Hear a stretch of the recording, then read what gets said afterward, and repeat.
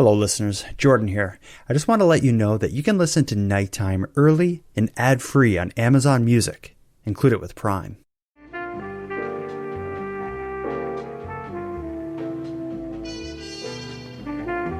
You are listening to Canadian Gothic, a series by the Nighttime Podcast.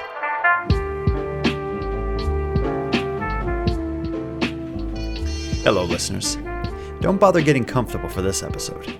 It's probably going to be impossible. In a prior episode, listeners of Nighttime shared a collection of disturbing encounters with real-life creeps. There were some awful first dates, clingy customers, and just a bunch of all-around cringe. And tonight, in this episode, we'll revisit the topic of Canadian creeps.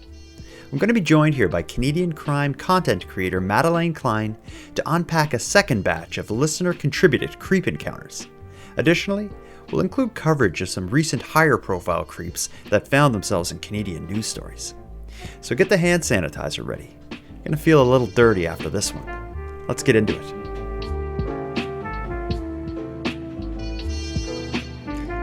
Ms. Madelayne Klein, how are you doing over there tonight with your purple background? Oh, I'm good. I'm preparing for the worst because more snow is coming. I thought spring was on its way, but we're getting 20 centimeters this weekend. Oh, wow. And I'm horrified. I feel for you. Well, I always remember that saying, March comes in like a lion and out like a lamb. So, hopefully this is the end of it for all of you poor, what do you say, Saskatchewanese? We are. Saskatchewanians? That sounds right. Saskatchewanians? I've never said it. So, Yeah, I don't know. What are you guys called? Well, we're Nova Scotians. Oh, yeah, that one's easy. Yeah, I don't know. I don't know what we're called. Yeah, I never thought of that before until right now as it tried to leave my mouth. But we got to get right into it because we got a full deck of awful stories that are going to make us quiver and cringe and maybe hide behind pillows and like peek over them. Do you even know what we're in store for tonight? I don't know. I'm prepared to want to crawl out of my skin. Yeah, it's going to be that kind of night. Let me ask you though, have you had many encounters with creepy guys or girls, be it selling things online on Marketplace and someone gets a little weird, or a first date that goes crazy, or a fellow employee or a customer at a workplace that just freaks you out for some reason? Well, the more I thought about this episode, it made me think about my past and what things I've experienced. And I was recently telling this story, just a Reader's Digest version of it, to another one of my friends. And because at the time I was so young, I thought it was just kind of weird and a little funny. It's pretty creepy. Okay. So are you going to implicate yourself in any crime by telling this story? No. Okay, good. No, but I really hope he's not listening. And yeah, so I was 18. And so this would have been like late 2011-ish, early 2012. Okay. And I was serving at a restaurant. And there was this guy that came in and he was a regular. And I'll admit, I thought this guy was super hot. Like, yeah, I was super into him. There was a few red flags though. Like I knew what kind of guy he was and whatever. And he was a little bit older than me. I was 18 and he told me 27. So whatever. Time goes on, we kindle a friendship of some sort. And then it comes out that he's actually 30. I think his roommate told me he's 30. And I was like, what is the difference? Because I asked him, I was like, he's like, well, I didn't want you to think that I was too old for you. What, were you going to lie forever? Like, so that was kind of odd. So then one night I'm at work and I'm closing the restaurant and he's there, obviously. And he was a little drunk. But whatever, he was giving me the psycho babble, like, let's get married and buy a house. And he said, I'll buy you a dog. And so I'm running with it, right? And I was like, oh no, I don't want a dog. I want a ferret. It's a crazy story already. Wait. So whatever. I go home. The next morning, I'm at my other job. I worked at Home Hardware during the day. And this guy shows up around 10 a.m. with a fucking ferret. And I'm just like, what's happening here? So yeah, he comes in. He's like, are you on a break soon? And the stars would have it. My nosy boss walks by and she's like, oh my God, you are going on coffee right away. It's like, oh, no, I'm not. Oh, man. So I was like, okay. So yeah, he's like, yeah. So he bought me this like black ferret. And I don't know if it was like an offer of dating. I don't know what this was. Yeah, that is a very complicated message to send. And I'm just like, this ferret stayed at his house. It was kind of a thing. Long story short, he ended up going back to Toronto. I ended up dating somebody else. Truth is truly stranger. But get this. So we haven't spoken since. A couple weeks ago, he adds me on Snapchat. Oh my goodness. So like, this is 11 years story. Later, I'm just like, oh man. I did not accept the request for the record, but this is why I'm worried. I'm like, I hope he didn't like Google my name and he's not like listening. Oh cripes. But yeah, wow. Whatever. What a story. Well, I didn't know the that ferret. It's one of my favorites. Yeah, that went in some interesting directions.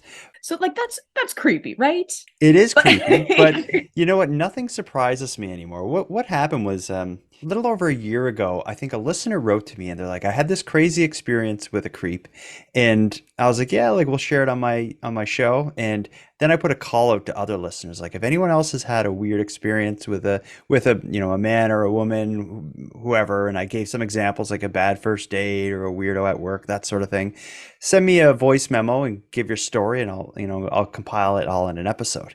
And I put out that call out, and the next a day, two days later, maybe I had like 20 stories that were, all of them just made my skin crawl. So I did one episode simply called Encounters with Creeps, but I had saved a lot of the other stories, but also I started getting, after I released that episode, other listeners were like writing in, like, if you ever do another episode, I got a story to share with you. So I've kind of been sitting on these, waiting to share them in a creative way or in an effective way. And that's what tonight's going to be. We're going to go through a collection of listener contributed encounters with creeps from across Canada. But I also, as we go through this, I want to touch on some developing cases of extreme creeps that made their way into Canadian news stories, because we had picked a few stories that we wanted to talk about. And when I looked at the stories we're going to talk about, I'm like, these are some of the creepiest people in the country. So I'm like, this is it. This is like the night of creeps for Madelayne and I. I have a creep to tell you about that's in the news here in Nova Scotia. And I think you have one in Ontario that you've been following. The one in Nova Scotia, we'll go through these and then we'll get into the listener stories. But I want to tell you about this story in Nova Scotia because this is, it takes place at a business I frequent a lot. It's a used, well, I don't know, a thrift store. It's basically a small thrift store that goes by the name Mission Mart. It recently came out that one of their employees is definitely a creep and got himself in some trouble and certainly upset and made a whole lot of people feel very uncomfortable. I'm going to read you a little story here that includes his punishment for the awful things he did. So here we go. A young man who used his cell phone to secretly record compromising videos of 32 women at a Halifax thrift store 2 summers ago will not be going to jail. Connor Martin, 21, of Hatchet Lake, pled guilty in Halifax court for 2 counts of voyeurism. Judge Kelly Serba heard sentencing submissions in January and delivered his decision Tuesday of last week, giving Martin a 1-year conditional sentence followed by 18 months probation. Cebu, who's the judge, said Martin's actions were deplorable and warranted a period of imprisonment, but the judge said he was satisfied that allowing the offender to serve his jail time in the community would not endanger the public and would be consistent with the purposes and principles of sentencing. One of the charges was in relation to a woman who caught Martin in the act at Mission Mart, where he was working on a job placement in August of 21. The woman, whose identity is protected by a publication ban, was trying on clothes in a dressing room when she saw a cell phone pointed at her from under the adjacent stall. The woman ran out of the stall and confronted Martin, who claimed he had dropped his phone. Police responded to the store and seized Martin's cell phone. A video of the woman changing was located on the device. And further examination of the phone revealed 70 more video clips showing 31 other women being recorded without their consent over the prior 2 weeks. 22 of the other victims were in a change room when they were recorded.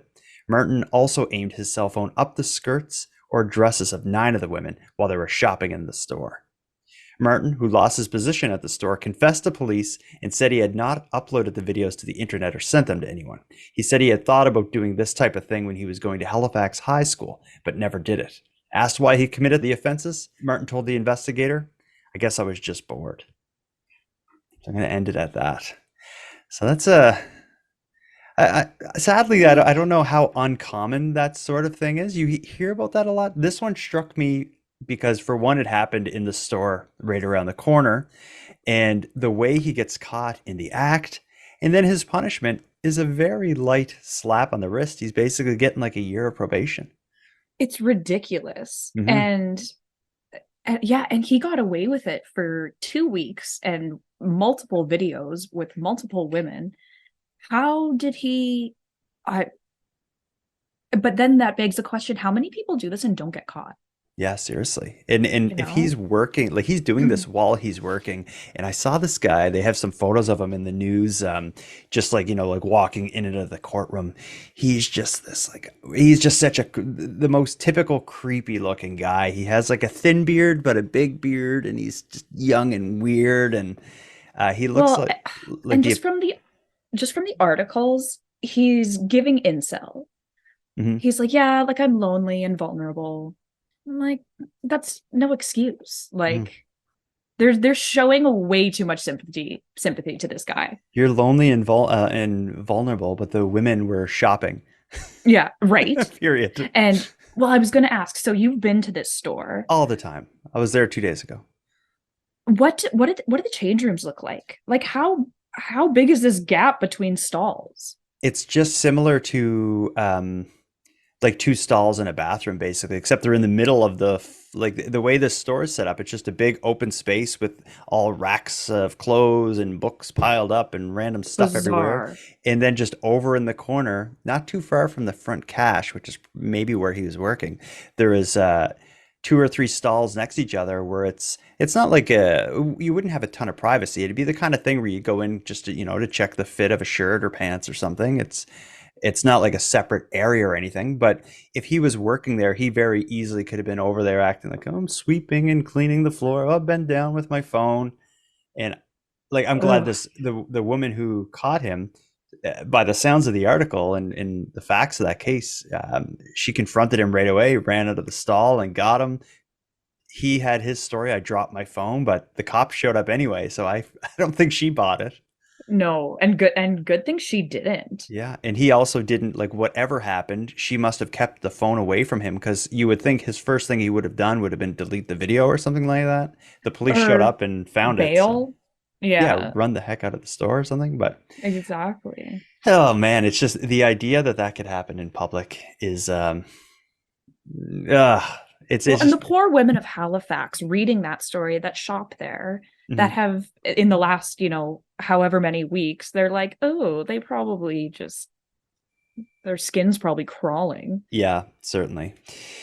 So that's what's happening in Nova Scotia. There's a story in Ontario that you and I had been messaging back and forth about a guy who has gone to incredible lengths to prey upon children on the internet. Before we talk about the story, I'm just going to play a news clip that summarizes a lot of it. But this is like something out of a horror movie that includes the internet. I always get a kick out of when like a modern movie or a horror movie tries to incorporate or be set within the internet. I love those. I do too. This is like the script for one of those. Listen to this. Good evening. The details are horrific and the allegations are deeply disturbing. Toronto police say they've laid nearly 100 charges in a child sex assault investigation, all of them against one man. CTV's Austin Delaney joins us now. Austin, this is incredibly disturbing. It is so disturbing just because of the ages of the boys and girls involved. The age between 7 and 17. The Toronto Police Sex Crimes Unit wants parents and young people to take a close look at this man. He is 31-year-old Daniel Langdon, and he is facing a slew of sex-related charges against boys and girls aged between 7 and 17. Police say his Toronto home was raided last month after they were made aware of a sexual assault and luring investigation in Thunder Bay. Several electronic devices were seized from the address, allegedly containing evidence connected to the luring and sexual assault incident in Thunder Bay, along with a large quantity of child abuse sexual material. That discovery led Toronto police to lay 96 charges against Langdon, including 39 counts of sexual assault, 39 counts of sexual interference, 5 counts of make child pornography, 2 counts of possession of child pornography, 2 counts of access child pornography, luring, 8 counts of administer a nauseous substance. They found evidence of sexual offenses that took place both online and in person between April 2021 and last month. One alleged incident involved a 7-year-old victim who was sexually assaulted at a Toronto park. Police allege Langdon would alter his image to look younger than his 31 years and would go online using these various social media and dating apps, along with a host of different handles and email addresses. Police want you to see if you recognize any of his images or handles, saying they believe there are other victims. Now, we know that coming forward isn't always easy, but we are asking anyone that may have interacted with him or anyone that may have any information to contact the police as soon as you can. Investigators won't say how many young victims there are, only that they are multiple and spread across the province. That is just chilling. I think the part of it that, other than the fact that he's molesting people as young as 7 years old, but I think one of the parts of it that made me shiver was he was taking the step to like alter his photos to appear younger. And they showed in the news clips, like some of the photos that he obviously altered to look a little younger. And the fact that in the Toronto Police press release, they had like a page-long list of email addresses and handles that this guy set up. How did he even keep track of how much he had going on the internet? Right. And yeah, like the time that took to execute and that's just it showed sociopathic. Like, they gave a list of his social media accounts, and yeah, I'm all over social media, and it's like I have 5, and I'm like, or 4 maybe between like Twitter and Instagram. I'm like, man, it's so hard to keep track of. This guy had like 30 of them, and then like he had maybe 15 or 20 emails, and all of these crimes that he's faced with, at least according to what's known at this point, only date back to like April of 21. So this guy. Oh man, like that! Thank goodness they got him off the street. That's the soonest they could find. Mm-hmm. I mean, he's 30. There's no way this is no. Not a COVID pandemic kind of hobby sort of thing. No, this is right. This guy is a danger, and I'm sure since this is in the news, I'm sure a lot more people have come forward who recognized either the usernames or the photos or whatnot, but. Oh yeah, and probably from multiple provinces because the internet spans the country. Exactly, and it's terrifying. It's so important to stay one step ahead of your children. Like you cannot be afraid of technology. Mm-hmm.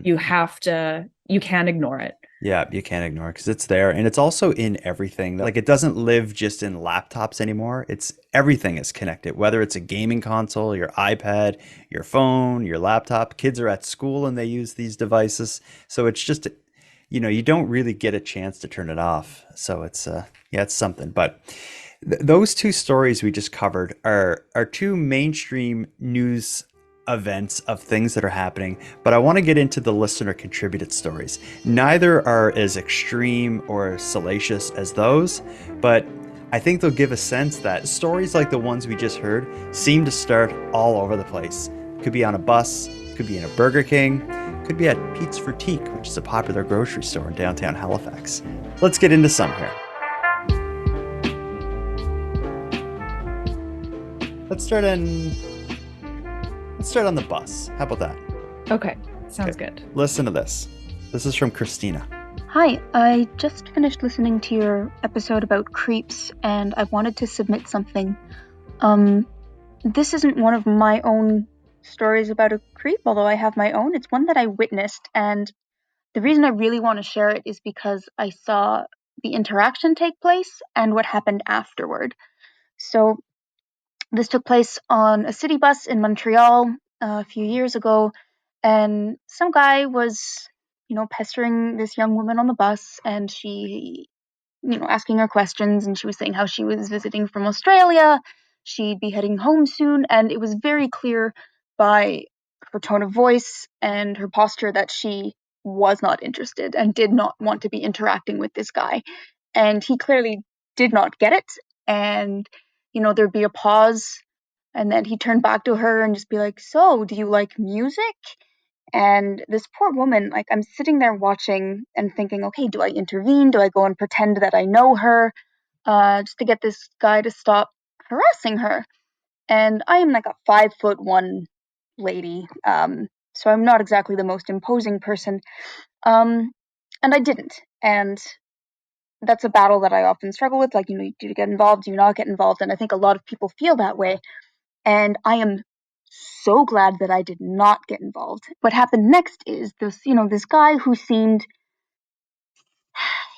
more like this. He didn't seem like a big, scary guy. He just kind of gave off a rather creepy vibe. And as soon as that young woman stepped off the bus, this man's demeanor just completely shifted. It was as though this cloud went over him, and he went from this smiling, kind of harmless looking dude to just full of anger. He looked so frustrated and angry that this woman, that it didn't work out however it was he wanted it to work out, and that she'd gotten off the bus, and then he just sat down and pulled out this notebook and started scribbling furiously. And I don't want to think about what would have happened if I had intervened, if she had gone with him, but that was one of the scariest things I've ever seen, is that, look, I'm this harmless guy, haha, go out with me, to just rage and pure anger. Jeez. What was that in that notebook? That's like, I think that's his list of women who said no. And it's a thick notebook. Yeah, he's on page 700. Yeah, exactly.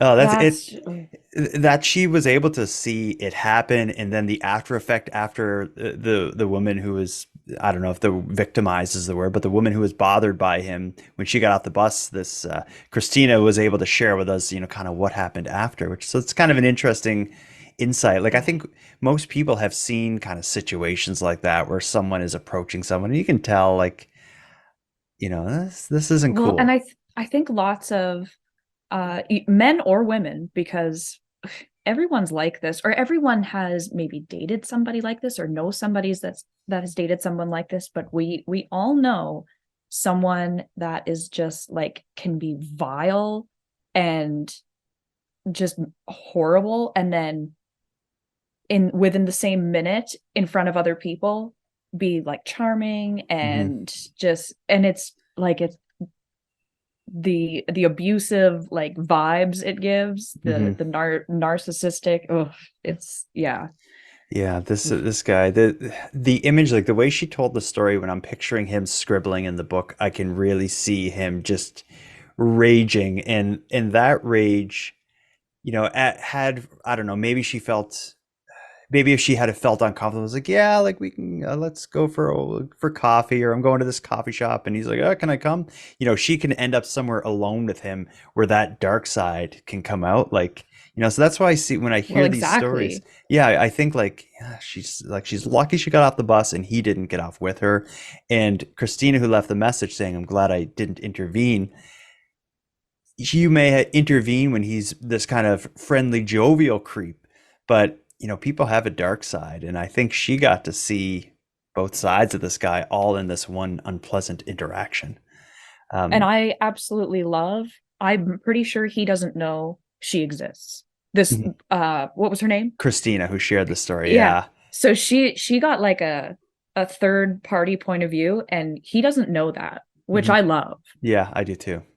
So she's the archivist of his creepiness.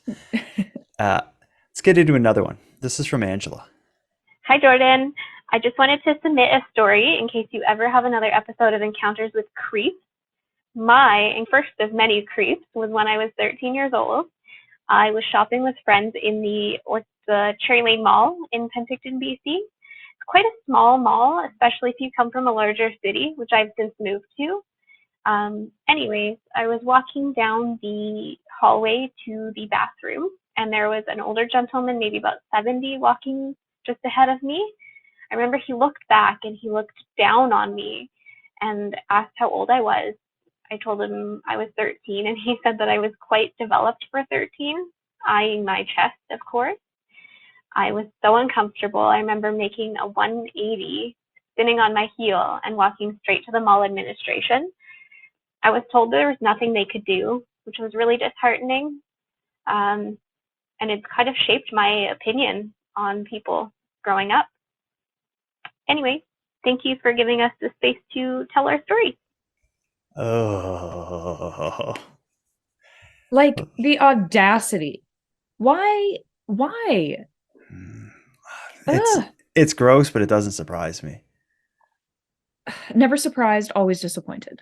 Yeah, it's a good way to do it. What I think what surprises me about that story is that as a 13-year-old, she had it together to like go tell someone, like go to the mall administration, where most Right. people would have just been like, "Get me out of here," you And know? like immediately. Yeah, and at least Yeah. like, yeah, there's probably not much they could have done. Like, I think him saying that, I don't think it would have crossed any legal boundaries, but it certainly crosses social and ethical boundaries. But Totally. going to the mall administrators or whatever would be enough that they could look at on like, security cameras or whatever and see who this guy is and warn the mall security, you got to watch this guy. This is an old creep roaming around the mall.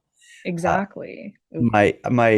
A roommate I had years ago was a security guard at the mall in Halifax, and she had told me that a significant amount of their job, like, a lot of it, of course, is worrying about shoplifting, but another significant amount is just watching creeps in the mall. A lot of time is older men who are walking around staring at girls or sitting on the benches, doing stuff where I don't even want to say the words, but apparently it was very common to catch people doing.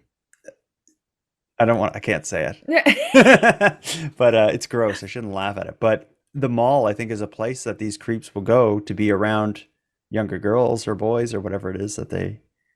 I can't believe it's that common. Yeah. That it happens that often. Like, I know what happens, but yeah, I think that's a good percentage of their job. Yeah, that it's like patrolling that. It's pretty disgusting. But I think, like I said, public exposure. Let's put it that way. And indecency and yeah, but it's when I put out the call out for stories about encounters with creeps, it surprised me how many people I heard from, and like I'm just playing the voicemail and the voice memos now, but I had a ton of emails as well, and I don't think it's any surprise. Everybody has a story and has encountered someone. It happens all the time. Let's hear about how it happened at Pete's Frutique. And this is a bit controversial of one. Pete's Frutique, I don't know if you know what that is, but it's a grocery store, like a small kind of artisan grocery store. They sell like, I don't know, higher end stuff. They sell, or anyway, they're right in the center of Halifax. And this is a controversial one because I had to edit a lot of it because the person pretty much said who the creep was. But I've edited it enough to make it so that I think I'm okay. Listen to this. Hey, Jordan. So I was just listening to the nighttime podcast episode about creeps, and it really reminded me of an encounter that I used to have when I worked at Pete's Frutique, like well over 10 years ago when I was 16. And so this was downtown Halifax, and there is I'm not going to say his name, but a well-known dentist who like owns, I think, a cosmetic dentistry or something. And he used to come in every day because it was close to Pete's and get his lunch, and he would get a smoothie from the smoothie bar where I worked. And he used to be kind of creepy. He would be like, one of the smoothies was called full service. So he'd be like, "Oh, could you get me a full service?" Like, I don't know, just like a little bit creepy. And then it kind of started crossing the line when I was off days that he would come in and he would ask where I was and ask for me and stuff like that. And I didn't even get involved. My supervisors just ended up telling him, like, stop asking for the 16-year-old employees, sir, like, it's inappropriate. And since then I've seen him at a party with like a bunch of young girls surrounding him. So I don't know, I get super creepy vibes from this guy. So if you need cosmetic dentistry work, maybe avoid. All right. Thanks, Jordan. Oh no. Yeah. But again, that doesn't surprise me at all. I find every time I go to like a coffee shop or I don't know, anywhere where there's like a young woman serving, I find people use the relationship you have as customer cashier. They just overstep that. Like you'll go to, I don't know, a Tim Hortons and there's just all these older men like flirting with the young person getting paid minimum wage to make their coffee that has to talk to them. I have worked enough retail and service jobs to feel that in my soul. Yeah, it's like this isn't a strip club, sir. I'm making you coffee here, and you know you can Right? tip. I'll smile if you tip, but that's it. Exactly. You know what? I might not even smile. I don't even owe you that. Yeah, tip because I don't get paid crap to be here putting up with creeps like you. Oh, exactly. And Ugh. then in this one, I can see that having something on the menu, like I don't know, the full service or whatever. This guy would just use that as his way to. It's like the kind of creep who gets off on ordering like sex on the beach at those shots. And the server's just like, oh, you're disgusting. Sir. If I laugh, are you gonna tip me 30%? Yeah. Because that's the only way I'm doing this. Oh man, but yeah, that's awful. Let's go to Jada's story. Actually, I need to take a breath for this one. This is something. Okay, let's get into it. Am I prepared? I don't know. Do you got hand sanitizer? I feel like when I hear gross stuff, I want to wash my hands. This one makes me want to wash my hands. Super hot bath. Here we go.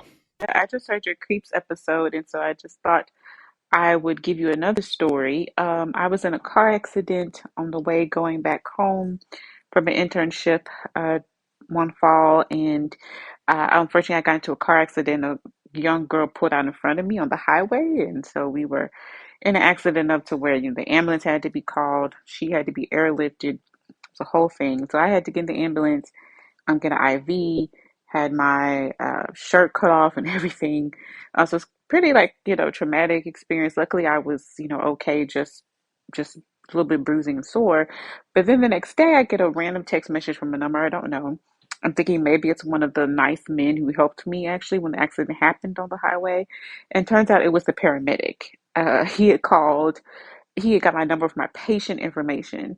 And mind you, this guy has seen me with like my shirt cut off, already in like a very traumatic situation. And is texting me, like really hitting on me. I'm 21 at the time. He's about like 29 or so. It's like a grown man. And he's telling me his whole life story of how his ex, broke up with him and all these things. And so I really had to ask him to stop texting me, but I just couldn't believe that he would abuse his job, his power like that. So hopefully maybe you'll premiere it on the show. Thanks. And I really love the show. Oh, you work in kind of a medical situation. Is that crossing any lines?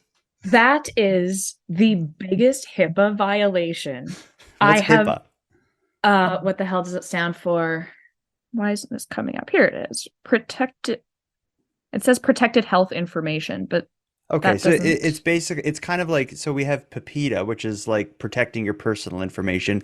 This is like protecting your health information. Yeah. So let me ask again, did he cross any lines, would you suspect? Oh my, he would get fired so fast. He would be in the news. It would be a huge thing. Could be lawsuits. I can't believe that. And like the next day, and he was just so, oh my God. And I can almost hear the text where he's just like complaining about his wife or ex or whatever. And oh man, Jada, that's something. I am just like floored right now. It's like, yeah, I got your number off like the patient information. Yeah, you were the girl in the coma without a shirt on that was bleeding from the mouth and ear.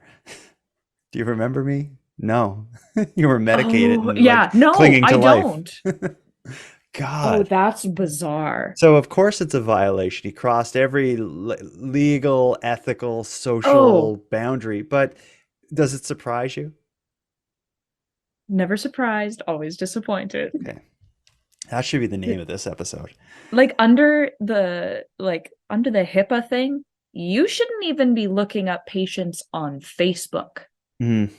And they like, that It, is such a huge violation. it's just such a huge breach, yeah. And it's, the Ugh.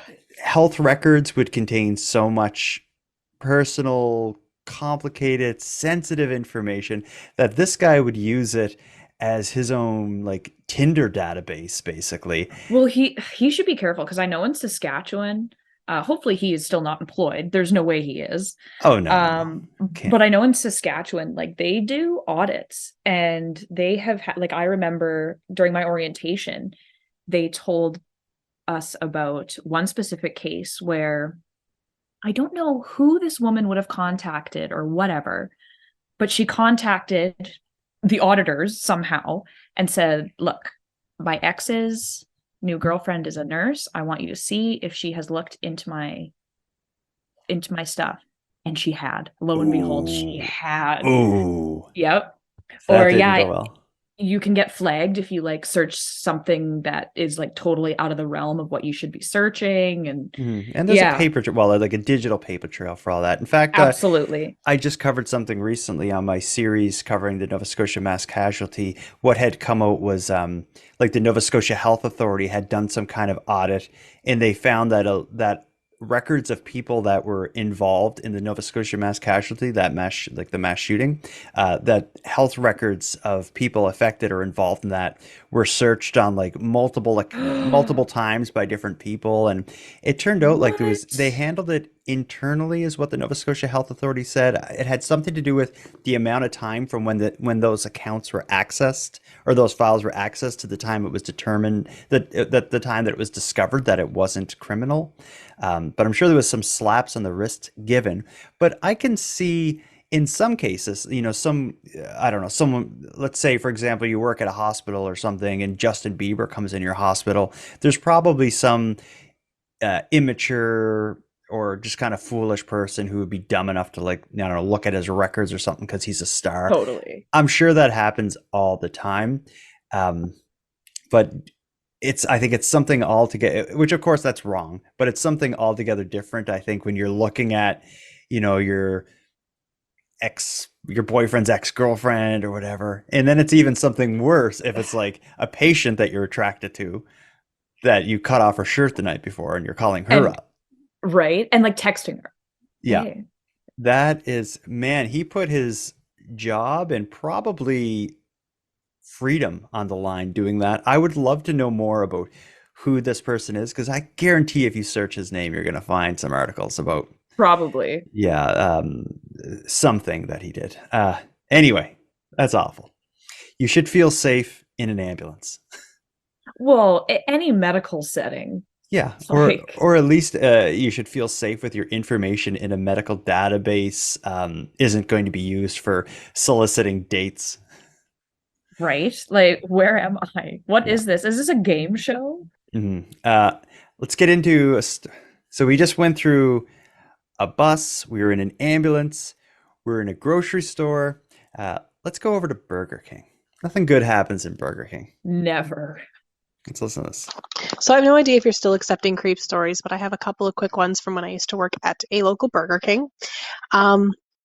Basically, I had this guy once who started messaging me on Facebook, and he kept saying things like, you're so pretty, you're so hot, we should get together, whatever. I had no idea who this guy was, so I was telling somebody about it that I worked with, and she told me that guy was her next door neighbor, and that apparently he was finding people that she worked with and messaging them all on Facebook.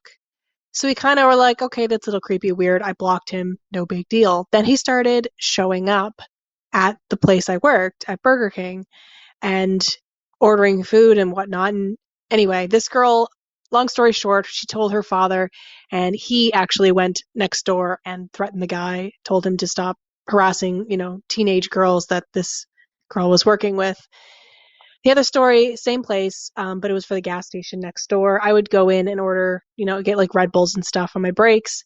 And the guy who worked there was like the assistant manager. And he literally, every time I went in, would say like, "Oh my God, you're so beautiful." It was a little weird at first, and then it started escalating to the point where he would actually say, "We should get married. We should have kids. Our kids would be so cute together." I stopped going into that gas station while I was working. And yeah, great times. And then he bought her a ferret. I was going to say, what is with the marriage proposals? Yeah, that's something. But it's oh my God. Let's say if you show interest to someone on Facebook for some reason and they block you, if you know they work at Burger King, I think that should be your sign. Like, I guess I could never go to that Burger King again. I will never go there. Like, oh. Just the audacity to show up even once after that. It's like, oh. How can you not take a hint? Well, I think a lot of creeps have a hard time with hints. Do you think, do they refuse to believe it because they're like narcissistic, or is it that they're just so like kind of like enslaved to their own like vice or whatever it is that they just can't resist? Yeah, that's a good question. Maybe they think they'll be able to get their target to change their mind. I have no idea. I think it's just an obsession thing. I think they can't. It's like an obsession and an addiction. When we think of that earlier story in Ontario with that guy who was like prolifically making social media accounts and email addresses and editing his photos in all these weird ways to look younger, that's like that's obviously an obsession. The guy was just committed to it. Impulsive obsession that I'm sure he spent all day and all night working on. And it's like, and that's what's horrifying about these people. And it's like, these are the people who, when you watch a horror movie and it's about like, there's this killer who has his hood up and he's just walking down a dark alley, like looking for someone. It's not a big step from these stories to that. Not really. And with the internet, these people just like welcome themselves into these children's homes. Mm-hmm. Or children or adults, like or whoever. Yeah, you go if you go on, I don't know. There's so many. Something we talked about on the Keep Canada Weird series before is there was quite a few like Facebook kind of communities that are popping up across Canada and probably across the world that have the goal of letting women in a certain area know about guys they've encountered through dating sites that avoid this guy. He's a scammer, or he's violent, or, whatever the case may be. And when we were covering that, I found multiple cases where these groups had uncovered like serial predators and stuff. Like, it's something that happens all over. And if you want to talk about creeps that exist online that terrify me in Canada, there's I did an episode about this group that exists. They had a YouTube channel, but I think it's been taken down, and they call themselves the Toronto Predator Poachers. Have you ever heard of these people? I think I've heard of some sort of rendition of this. Okay. I think yeah, it's what they do is it's kind of like 3 or 4 people working together. One of them kind of serves himself up as bait, and it's in the case of the Toronto Predator Poachers. I had them on my podcast to talk about what they do and how they do it, but ultimately there's one person who will serve themselves up as bait, and they will create social media profiles on Instagram and Facebook or whatever, and they have the rule like, we don't message people, we wait for someone to message us, and we make sure they're leading the conversation. So they just carry on all these conversations until somebody wants to meet up with them, and they make sure that they made it clear that they're underage and that this person is overage, and they make sure the person's okay with meeting with an underage girl or boy or whatever the case may be. But then when it's time for them to meet up at the Walmart in Toronto or at this park in Sudbury or something, who actually shows up is 2 guys with cameras live streaming to YouTube. Both of them are absolutely intimidating to look at. And what they do on their YouTube channel, the Toronto Predator Poachers, is they'll confront the person, show them the the chat logs or whatever, the conversation, and what they say at the end usually is, I'm going to contact the police and give all this to the police, or you can call your wife and tell her what you've been up to while we film it. And that's how the videos often end, with these people like, you know, crying on the phone with, I don't know, their wife or their daughter or whoever the case may be. So it's, you know, there's people have differing opinions on the ethics of what they do. But, you know, if you ever check out their stuff, it is crazy. Oh my God. It's crazy, and it's Canadian. Brilliant. Yeah. And it's like, they, for a while there, when I had them on my show, was a year or two ago, they were doing like a video a week. I asked them, like, how do you come up with this stuff? And he said, trust me, there is no lack of content in this. It's somehow better that they call whoever, because anything that's reported to the police, like drug dealers get more time than child molesters. So I'd rather see them ruin their own lives. And then they put the video up on YouTube and everything else. So it's exactly. And if they let the internet do its work. Let the internet do its thing. But anyway, we've gone through a whole bunch of stories. Does this make you feel like you want to lock your doors extra tight? Maybe get an even more souped up security system? How do you feel in this world? Honestly, I feel very lucky. I've got a couple stories, but nothing horrible like some of the stuff we've heard, or like some of my secondhand stories of like my friends. Crazy stuff. The worst I have is when I was 18, I used to tan in the middle of the night at a 24-hour gym, and some weirdo used to wait outside in his car for me.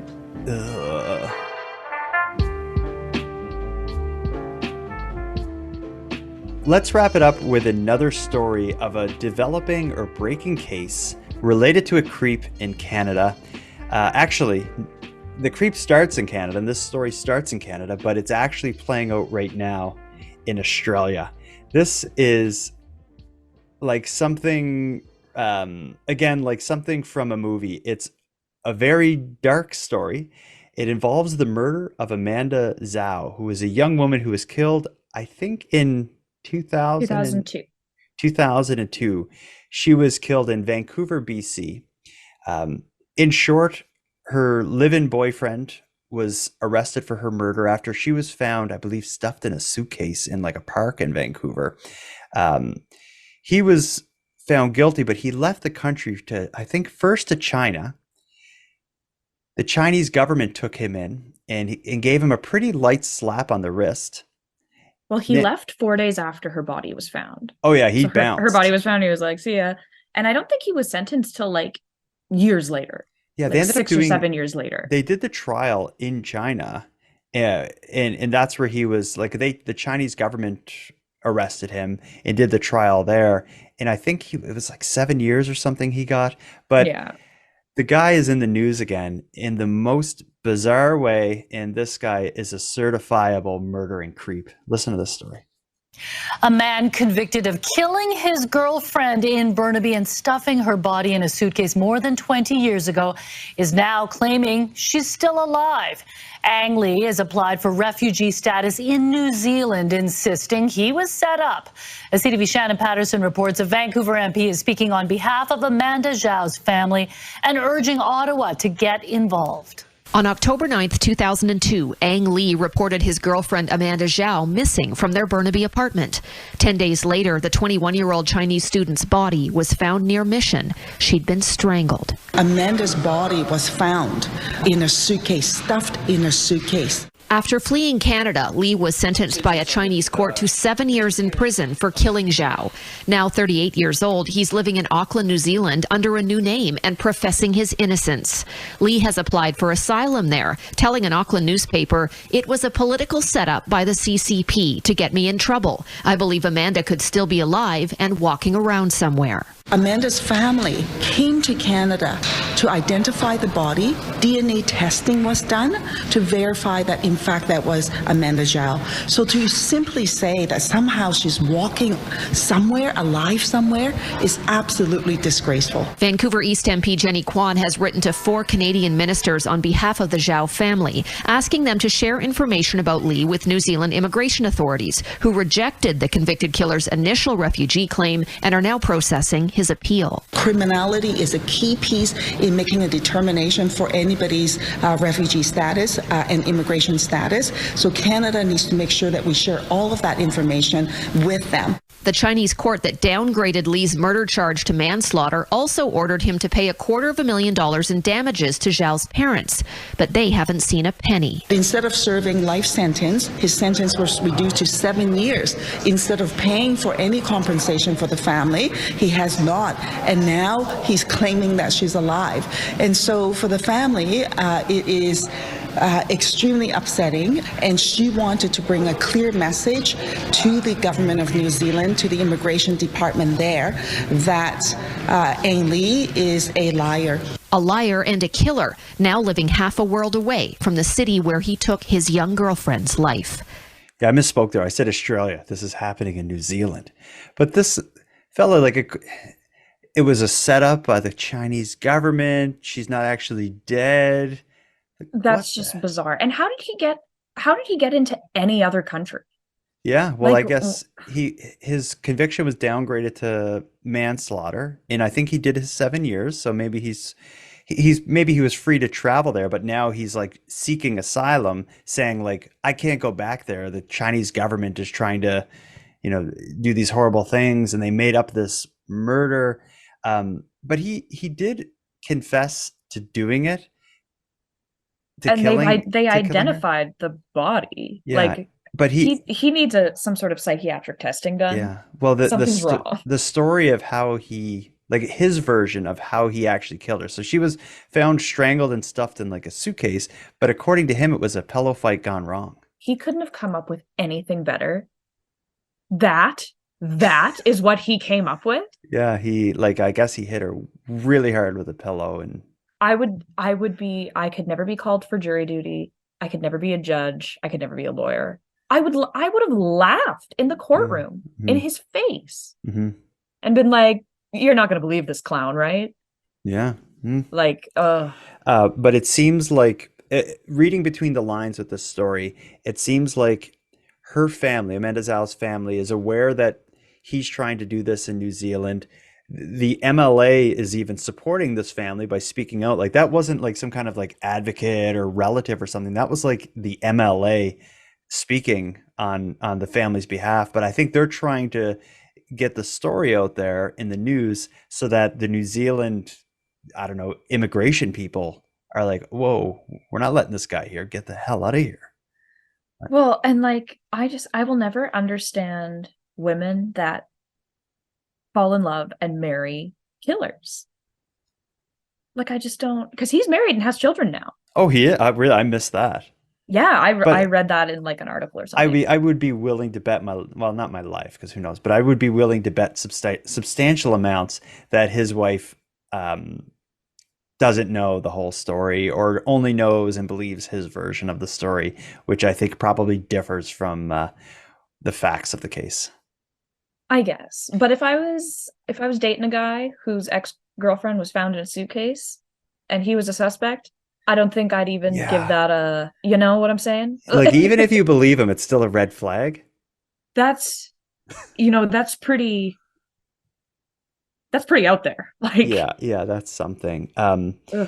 But when you hear, like, again, going back to these creep stories we've heard tonight, a lot of them involve just like meeting or running into some random man or person. You don't know their background, and whoever met this guy, Ang Lee, I think was the way they pronounced his name.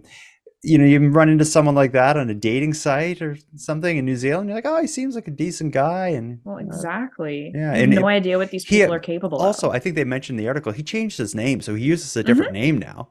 So it would be very hard to trace it back.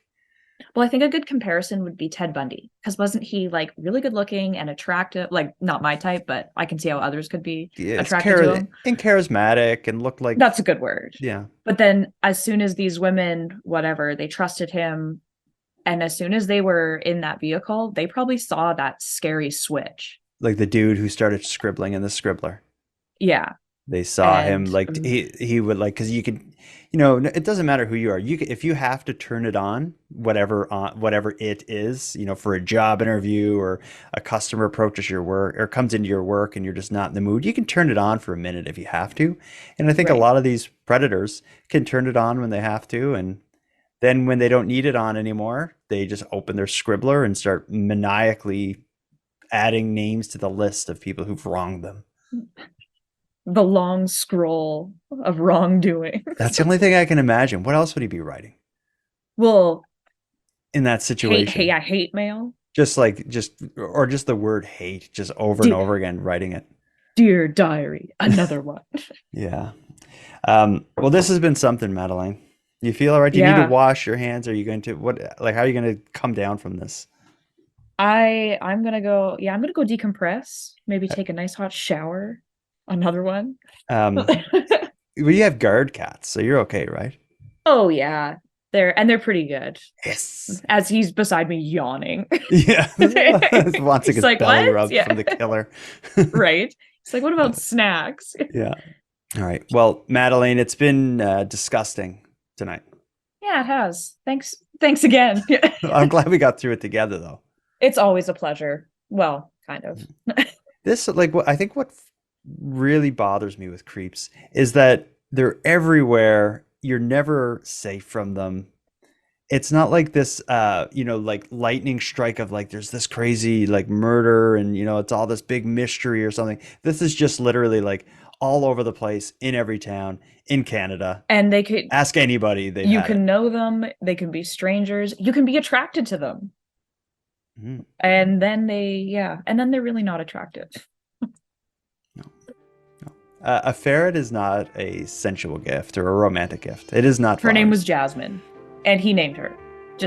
I just want to make that clear. Okay, we got to do an entire episode on this story. Oh, the dreaded ferret. Oh my!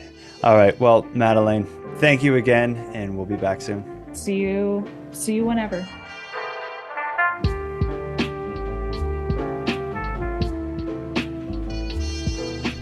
I want to thank you for joining Maddie Klein and I for this episode of Nighttime's Canadian Gothic series. Now I'm going to start wrapping up this episode, but before we part, I have some thanks. First, a huge and sincere thanks to everyone who took their time to share their creep encounters with us. These stories serve as a great reminder for everyone out there to keep their eyes open and their wits about themselves. And to any other listeners who have a story like this to share, I plan to do a third part in the series, and I'd love to feature your story. You can share it with me at nighttimepodcast.com/contact or email me at nighttimepodcast@gmail.com and we can arrange something. Now, continuing with thanks, I want to give a shout out to Monty Datta, who contributes to the music for this episode, and a shout out to LJ from the Dystopian Simulation podcast, who provides the series intro and outro voiceovers. And lastly, but most importantly, a massive thank you to everyone who listens to Nighttime, as without your interest and your support, this show would be as pointless as it would be impossible. And on the topic of support, let me thank the newest subscribers to the premium feed. Heidi, Dawn, and Cheryl, thank you for going premium. And for anyone else who'd like to support the show, you can do so in a variety of ways. Our premium feed subscription costs a couple dollars a month and both funds the creation of the show, as well gives you access to an ad-free 2-day early release with a full back catalog of episodes. And if you don't want to go premium, you can support the show by simply sharing this episode on social media and letting some like-minded friends know what we're doing here. If you have any story ideas, want to give feedback on the show, or would like to submit a question or comment to be aired in an upcoming episode, you can reach me at nighttimepodcast.com/contact. I hope to hear from you. But until then, take care of each other, hug your loved ones tight, and let me know if you see anything weird. The Nighttime Podcast is written, hosted, and produced by Jordan Bonaparte.